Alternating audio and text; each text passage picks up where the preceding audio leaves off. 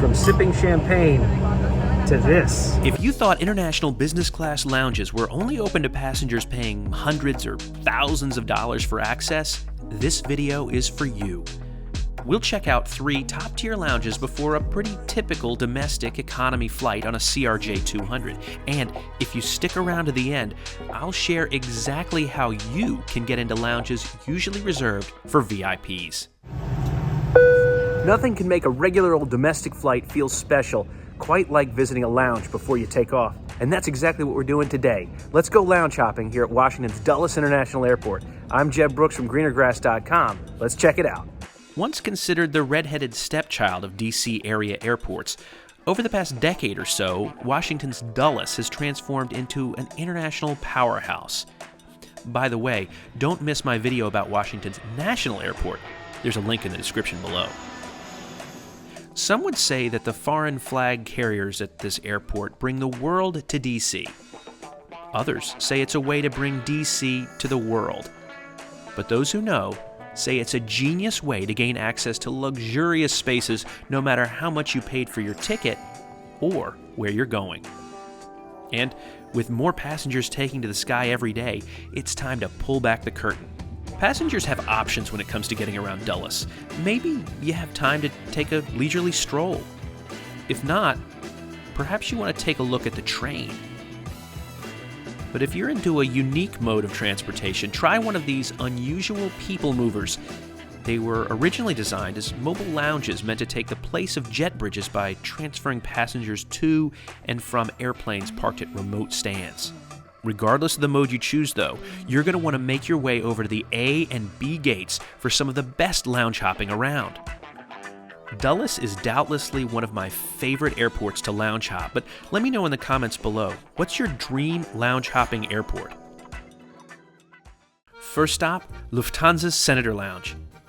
I think my favorite aspect to any lounge is just how much the designers of these spaces maximize the look and feel of each given airline. I mean, it really feels like we're jetting off to Germany when we're in this lounge. As Star Alliance Gold status passengers, we had access to the Lufthansa Senator Lounge, and you will too if you earn that level of status flying with Star Alliance carriers. Here in the US, that might mean achieving Premier Gold status with United. But keep watching because I'm going to share with you the way to gain access in here without ever flying a single Star Alliance carrier. During our visit, this was a pretty bare-bones place, and its sister lounge, the Lufthansa Business Lounge downstairs, was shut down. That said, the food was similar to what you'd buy from one of the kiosks outside, so as basic as it may be, it was a great way to grab a quick lunch. I can't wait until that German beer is flowing from this keg again. Hopefully, that's going to return soon. Next up, we visited the Turkish Lounge. The food here has always been amazing, and it's nice to see that's continued even now. This was really tasty stuff. The aesthetics of this lounge are great, and again, it felt like we were taking a trip to Turkey just by stepping inside. This has always been a fantastic lounge, and it's really my go-to stop on nearly every flight through or from Dulles. And if I'm here, there's a pretty good chance you're going to find me in this seat. It offers the best view of the ramp. When it's being used, you can practically have a conversation with the pilots. The bar offers a nice selection, and there's usually even some Turkish wine on offer, so that's a nice bonus. Unfortunately, the shower is closed right now. Like all of these clubs, there are plenty of plugs. Oh, and you can get bottles of water down here, and the coffee machine is really good too. Next up, a club that holds a special place in my memory. But first, a little sentimentality. Now here is a flight that I really am sorry I did not get to experience. Cathay Pacific service all the way to Hong Kong. What a killer long-haul flight. I really would have loved to have done that. Maybe it'll come back. I hope it will.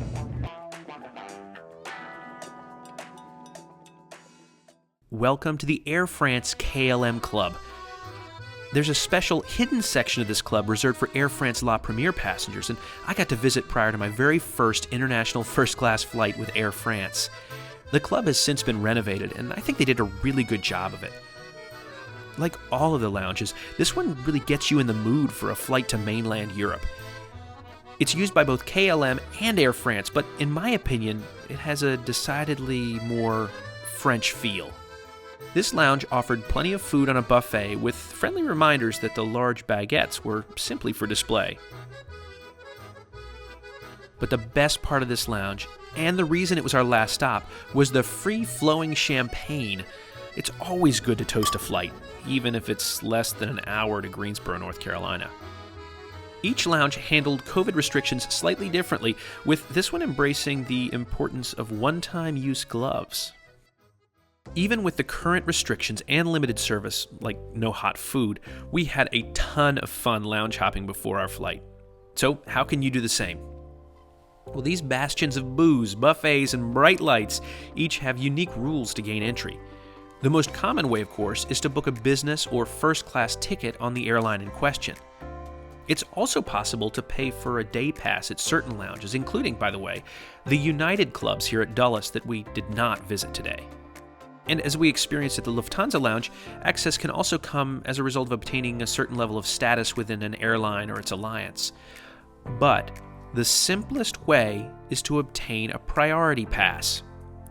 First things first, this is not sponsored, and I'm not being compensated by Priority Pass or any of these lounges or anything like that. Check my website for details about sponsorships and how all that works. And with all that out of the way, Priority Pass members can gain access to airport lounges all over the world, regardless of the airline or class of service they're flying. It claims to be the largest network of airport lounges in the world, and in my experience, having accessed Priority Pass lounges from Kathmandu to Asuncion and a lot of places in between, I think that's a pretty legitimate claim. In fact, it boasts 5 lounges and 1 restaurant in Dulles alone. For the latest locations, check their website. I'll link to it in the description below. In fact, since we visited, the Lufthansa Lounge at Dulles has been added to their portfolio. Priority Pass is not perfect, though. At most lounges, the hours to access them is limited if you're using a Priority Pass, and when lounges get full, they'll sometimes deny entry to Priority Pass members. You can pay for a membership, there are 3 levels for sale on their website, or sign up for a credit card that provides it as a benefit. To be clear, I'm not in the business of selling credit cards, so I'm not going to tell you to go out and get one, but I will say that I've gotten a lot of benefit out of my Chase Sapphire Reserve card, which includes a select level membership. But the most important part of the travel credit card game is also one that probably doesn't get enough attention. Pay it off every month. Some lounges remain off limits, even to Priority Pass holders. Guess I'll need to book a flight soon. A visit to an international airport like Dulles is made all the more special with lounge hopping adventures like this one. And again, let me know in the comments below, what's your dream lounge hopping destination? Between now and the next time, see you in the lounge. What other airports would you like to see other lounges? What other airports would you like to check out? Hey, let me know, what airports would you like to hop around in lounges? What other airports might you like to check out in terms of lounge hopping?